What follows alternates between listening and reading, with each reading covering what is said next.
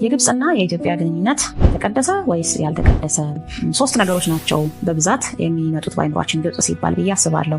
የመጀመሪያው ከአባይ ወንዝ ጋር ተያይዞ ያለው የሺዎች ዘመናት ሽኩቻ፣ ሁለተኛው ደግሞ ከግብጽ ጋር አያይዘን የምናስበው ነገር ከግብጽ ኦርቶዶክስ ተዋሕዶ ቤተክርስቲያን ጋር የኢትዮጵያ ኦርቶዶክስ ተዋሕዶ ቤተክርስቲያን የነበራት የዘመናት ግንኙነት። በተለይ ደግሞ ብዙ የተማሩ ሊቃውንት ኢትዮጵያ ውስጥ እያሉ ለምንድን ነው ከግብጽ ጳጳስ እናስመጣ የነበረው ለ1600 ዓመታት ያህል ያውም ብዙ ወርቅና ብር ስጦታ እየተላከ ያንን ግንኙነት እንዴት ልንቀጥለው ቻልን የሚለው ብዙዎችን ያመራመረው ጥያቄ በአይምሯችን ውስጥ ይመጣል ግብጽ ሲባል።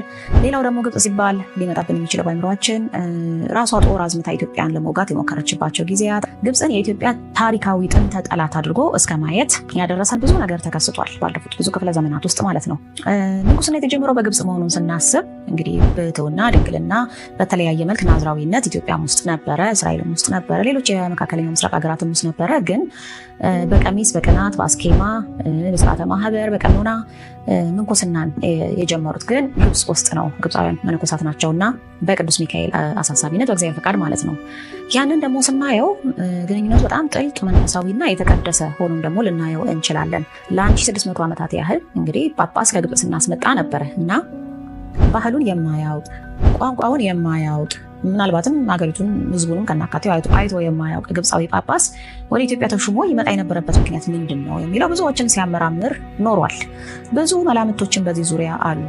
በጥቅሉ ኢትዮጵያውያን ጳጳስ ማስመጣት ብቻ አይደለም። ኢትዮጵያውያን ሊቃውንት፣ ኢትዮጵያውያን ነገስታት፣ መነኮሳት፣ መኳንንት፣ ህዝቡ በክርስቲያኑ በጥቅሉ ከግብጽ ጋር ግንኙነቱ እንዲቀጥል ይፈልግ የነበረው በጳጳስ ደረጃም ይሁን በስርዓት ደረጃም ይሁን መጽሐፍት በመዋዋስም ይሁን ንዋያተ ቅድሳት በመለዋወጥም ይሁን ስጦታ በመሰጣጣትም ይሁን ብቻ ግንኙነቱ እንዲቀጥል ይፈልጉ የነበረው ኢትዮጵያውያን ለምንድን ነበረ የሚለውን ነው ዛሬ የምናየው። ወደ 7 ምክንያቶች አድርጌ አደራጅቼዋለሁ።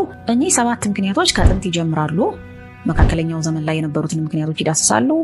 አሁን በዘመናችን ያለውንም ያስቃኛሉ፣ የወደፊቱንም ደግሞ ይጠቁማሉ። ስለዚህ እስከ መጨረሻው ድረስ 7ቱንም ምክንያቶች በደንብ አዳምጣችሁ ብዙ ቁም ነገሮችን እንድትወስዱ ጋብዛችኋለሁ። መልካም ቆይታ። የመጀመሪያው ቀደምት ኢትዮጵያውያን ከግብጽ ጋር ግንኙነቱ እንዲቀጥል ይፈልጉ የነበረበት ምክንያት ግብጽ የኢትዮጵያ ግዛት ስለነበረች ነው። አሁን ከምናየው የካርታ አደረጃጀት ወጣ ብለን እናስበውና ጥንት ከክርስቶስ ልደት በፊት ከዛም በኋላ ለተወሰኑ ጊዜያት ግብጽ ሰሜናዊቷ ኢትዮጵያ ነበረች። ግብጽ የካም ምድር ተብላ ነው የተጠራችው በመጽሐፍ ቅዱስ ላይ። የሴም ወይንም የያፌት ምድር ተብላ አይደለም የምትጠራው፣ የካም ምድር ተብላ ተጠርታለች።